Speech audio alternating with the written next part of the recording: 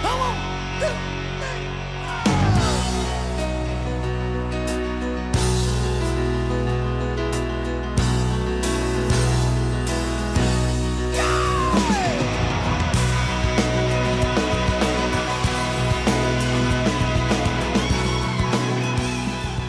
Well, good morning. Welcome back to the Broadcast Retirement Network.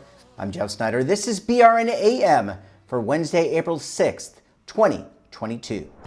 And our top story today, National Wildlife Week, preserving America's wildlife and wide open spaces.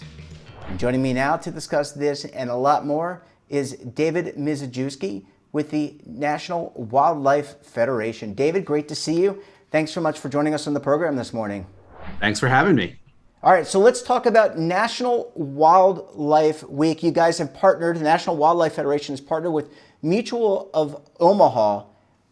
Talk to us about the week. What does it stand for? And give us a lowdown there. Sure, yeah. So National Wildlife Week is a celebration of wildlife that the National Wildlife Federation has been doing since 1938. 2 years after we were founded, we launched this campaign where we really kind of try to focus as much as possible on reaching as many people as possible with our wildlife conservation message. Of course, that's what we do year round at the National Wildlife Federation, but this is just, sort of 1 week in the year to really spotlight it. And in the past, we've had lots of different partners. We've had everyone from Walt Disney and Shirley Temple, the Muppets, partnering with us to get the word out about how important it is to protect our wild spaces and our environment for ourselves and for wildlife. And so, as you mentioned, this year, our partner is Mutual of Omaha's Wild Kingdom. Now, a lot of folks probably grew up watching the original, in the 60s, Marlon Perkins, Marlon Perkins. Yeah. Into the 80s. And so the series is getting a reboot. And we're actually in the process of filming new episodes. And I am fortunate enough that I have been invited by the host, Peter Gross, who's an amazing guy, to, kind of appear on a few of the episodes alongside him to tell some of the wildlife conservation success stories that are happening all across America. A lot of the news is not that great for wildlife. We can get into that in a minute, but both Mutual of Omaha's Wild Kingdom and the National Wildlife Federation, we really want to celebrate the successes that are there, because it's really important to remember that wildlife conservation does work if we just do it. And so we're doing a whole bunch of episodes with them. They're going to premiere next year. I think January is the estimated launch date. And so folks can be on the lookout for that. And by the way, if you want to watch the old episodes, you can go to the Mutual of Omaha's Wild Kingdom website or YouTube channel, and they have them there. So if you want to watch some vintage stuff and prep for the new episodes, you can go there. Well, I grew up with Marlon Perkins. I remember watching that in Baltimore, Maryland on my little black and white television that my parents gave me. David, 1/3 of U.S. wild species face extinction, and we'll get into the reasons why in a minute, but I guess that number surprises me, but it doesn't surprise me knowing what I know and what we've covered on this program about the environment, sustainability, ESG, and things that investors are looking for towards protecting the planet. 1/3. Yeah. So let me break some numbers down here. And again, this is the bad news part. So just bear with me because, sure, again, I want to come back to a hopeful message, right? So globally, we are in a wildlife extinction crisis. There's over 1 million known species that are currently endangered with extinction globally. And this time around, these global extinction events, they happen, as part of natural life on Earth. But this time, it's because of humans and our activity. Right. And so it's a huge, huge, huge problem. We're eliminating biodiversity, and that only hurts us. Right. And so bringing it closer to home, you said that it surprised you when you heard some of those numbers about U.S. wildlife. And this is part of what the National Wildlife Federation is trying to raise awareness about, because we are based here in the U.S. and we do focus our work largely, in the U.S. and North America, as opposed to other wildlife groups that oftentimes are working more globally. And so, 1/3 of U.S. wildlife, some 12,000 species, have been identified by state wildlife biologists as in need of conservation support, meaning they're rapidly declining. And so they're at risk of extinction in the coming decades unless we do something about it. Now, these are not species that are currently listed as endangered. There's 12,000 of them that, are declining, and they're going to get there if we don't do something now. And so it's a real issue. It's right here. This is not just happening in faraway places. Really great points, David. And this is about, I know the week is about awareness, but it's not just a week. Just like our network talks about financial security doesn't just last a week. It is about the entire year, taking that at top of mind. But also the environment, preserving our species and our open spaces, that's got to be a year-around thought process. Oh, absolutely. Yeah. Again, National Wildlife Week is just is a week in the year to really signal boost this message. And ultimately, what we're hoping is that lots of people will engage. We've got some really fun content on our website. Again, we'll talk about that in a little bit. But it's a time for people to just, we're coming into spring. Here in the Northern Hemisphere, people are thinking about getting outside. Everybody has cabin fever from the winter. It's a nice time to kind of be thinking about our bigger environment and what it means to protect it. I do want to share a few other statistics, though, again, closer to home, that really highlight the reality of this wildlife decline that we're seeing globally. In North America, we have 3 billion less birds in the overall North American bird population than we did in 1970. That's a massive, reduction. It's like almost, I think it's a 29% reduction in the North American bird population in that very little minuscule, last 50 years or so. The monarch butterfly population has plummeted. The eastern population east of the Rockies has been down by as much as 90% from their population highs recorded in the 90s. And the western population west of the Rockies has been as low as less than 99%. So there are less than 1% left, right? That's like on the brink of being completely eliminated. Now, they did have a little boom this past year, which is great. Luckily, insects can breed in just their natural annual life cycle. They can have kind of swings in their population, but they're still in real trouble. Bees, right? A lot of people are aware of the pollination decline or pollinator decline issues. A lot of that has been focused on the domesticated honeybee, which is really important for our agriculture and our economy. But most people don't realize that globally, there's 20,000 different species of bees out there. And here in North America, we've got around 4,000, many of which are disappearing. And they're not getting the attention that the commercial domesticated honeybee is getting. And these are the bees that are pollinating plants in the wild, that are making sure that the plant communities that support all wildlife and our ecosystems that support us are able to reproduce and are able to produce the seeds and the berries and the nuts and the fruit that feed all the other wildlife.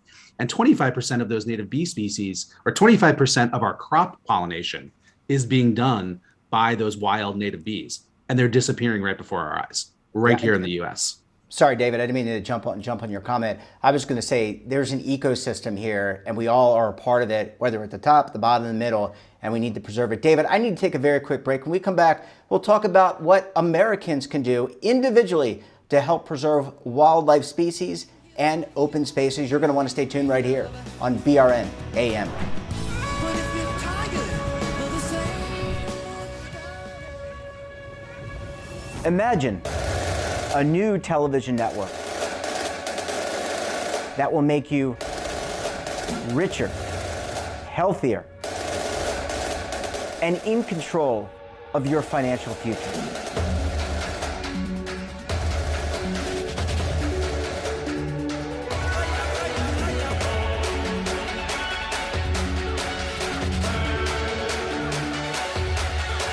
This network is for the policewoman in Nashville, Tennessee, the baker in Dubuque, Iowa, the teacher in Lexington, Kentucky. We want to make the idea of savings and retirement culturally relevant.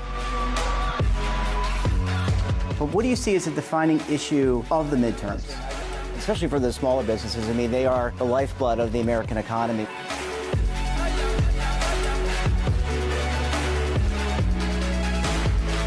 Featuring exclusive interviews, current affairs, and docuseries. 33 years old, you retired early. The philosophy is money only matters if it helps you live a life that you love. But you got to start thinking about retirement as soon as you get in The Broadcast Retirement Network will drive very high engagement with premium partnerships. So this isn't retirement and savings for your parents or grandparents. This is for all Americans. And we're going to change the way you think about money.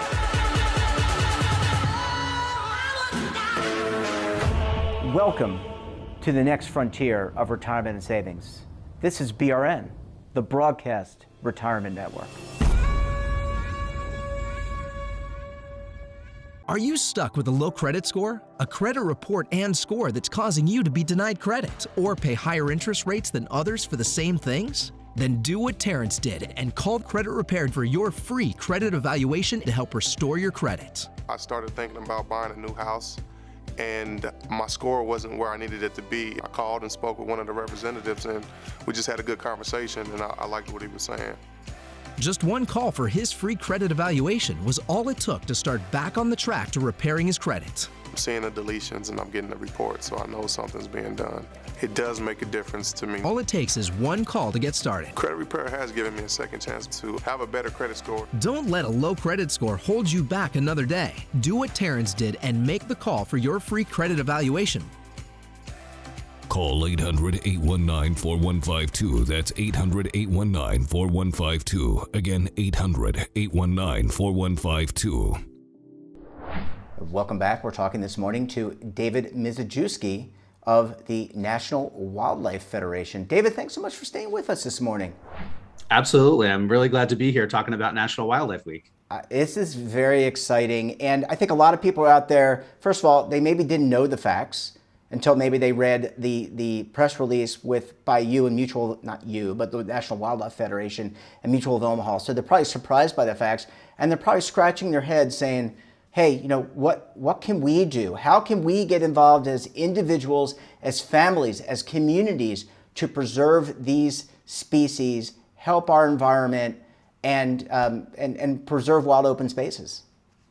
Yeah, so I just dropped a whole bunch of statistics and probably have depressed everyone with the reality that, a lot of our wildlife are disappearing right before our eyes. And it's a huge, global problem, but it's one that's happening right in our own backyards right here in the US.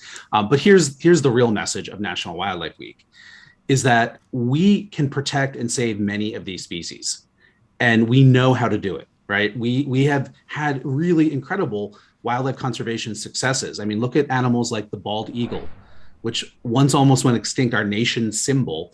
But in this instance, because of the Endangered Species Act, were able to, focus on it, devote the resources, and slowly over a few decades, we were able to, restore that species. And back in 2007, it was officially delisted. The American alligator, another example, the peregrine falcon, the brown pelican, these are all of these endangered species success stories.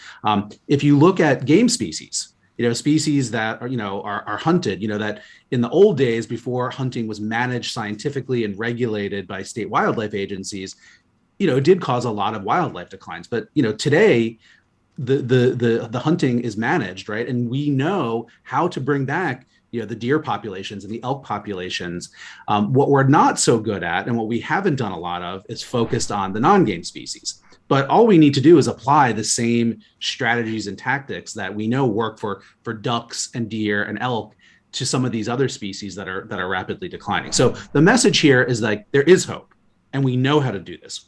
All we need is for people to get involved. And that is the real message of National Wildlife Week. We want people to go to the National Wildlife Week website. It's nationalwildlifeweek.nwf, as in National Wildlife Federation.org. So nationalwildlifeweek.nwf.org, and take the pledge. We just have a simple pledge on there, and you take the pledge, you sign up to, basically hear from the National Wildlife Federation on how you can get involved. And of course, when you take the pledge, we're going to enter you into a contest to win some cool swag that says National Wildlife Week, water bottles and hats and things like that, just to make it a little bit fun. But that's the simplest thing that people can do this week. And it's a way to get engaged. It's not going to cost you anything. It's really easy. It's a way of getting informed. And we also have a lot of other ways to get involved listed on the National Wildlife Week website. David, all good strategies. People should certainly take the pledge. I guess I want to talk a little bit about, I grew up with Rachel Carson's Silent Spring, I think it was called. That was her book. in the 70s. I'm dating myself. And then when I was in high school, I took a natural science course with Bill Hillgartner, learning about the Gaia hypothesis. How do we inspire the future conservationists, can't get it out this morning, people that will help in the future to preserve? Because we're not only talking about this generation, you, I, our children, our parents, but we're talking about the next generation. How do we inspire those people to preserve our environment, preserve these species? Well, my observation is that the kids are all right. The awareness and the activism, quite frankly, on behalf of millennial and Gen Z generations is pretty phenomenal if you're paying attention. And look, these are the generations that are going to have to deal with the fallout of what previous generations have done, and not intentionally, right? It's just we're living our life, we're trying to do the best we can, but we know that some of the ways that we humans live, particularly in sort of Western developed countries that are so resource intensive and rely on fossil fuels and et cetera, it's wreaking havoc on the planet, and it's younger generations who are going to have to cope with it. And so, to answer your question, again, with something a little bit less gloom and doom, one of the best and most effective ways at kind of equipping and preparing the next generation of wildlife conservationists is to literally just take your kids outside. Let them go outside, let them play. There's a huge body of research that actually shows, there's data backing this up, that when kids get to go outside and play in nature, kind of unstructured play, exploration, and this doesn't mean like shipping your kids off to, the National Wildlife Refuge and just dumping them there, right? This can happen right in your own yard or the neighborhood park. But letting kids go outside and play in nature has a huge host of benefits. And it's not just the benefit of laying the groundwork for developing a love of nature. Kids that get to go outside and play in nature are more physically fit. They're less likely to have issues with childhood obesity. Outdoor play can help manage issues with attention deficit. Kids that go outside to play are less likely to be nearsighted.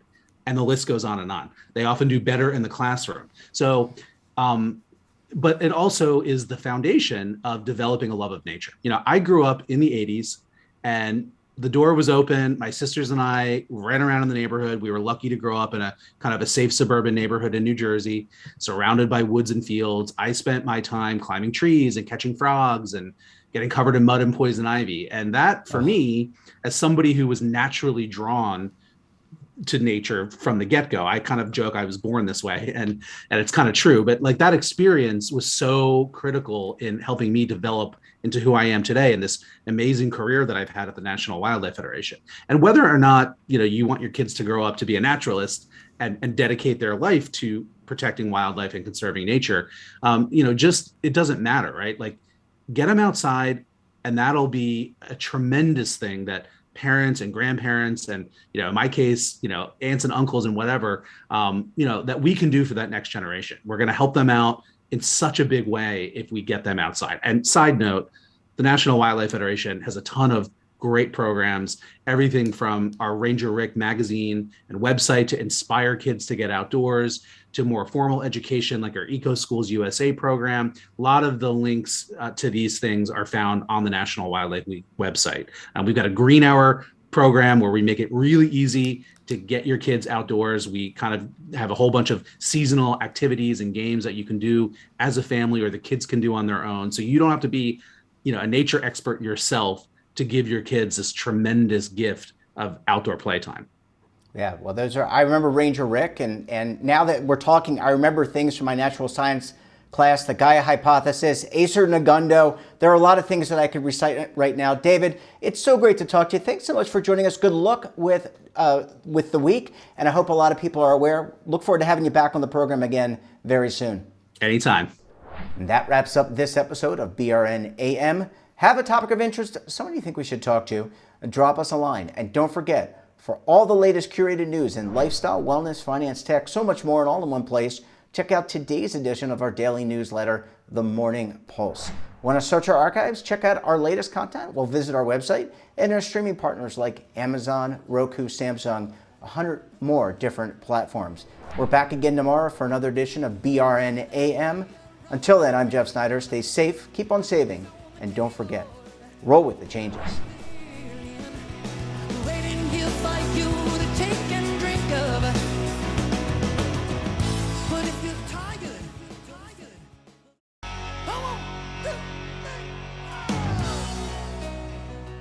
Now is your opportunity to co-create content around any topic on the First Lifestyle and Wellness Network. Reach a global audience through our platform and co-own exclusive branded content.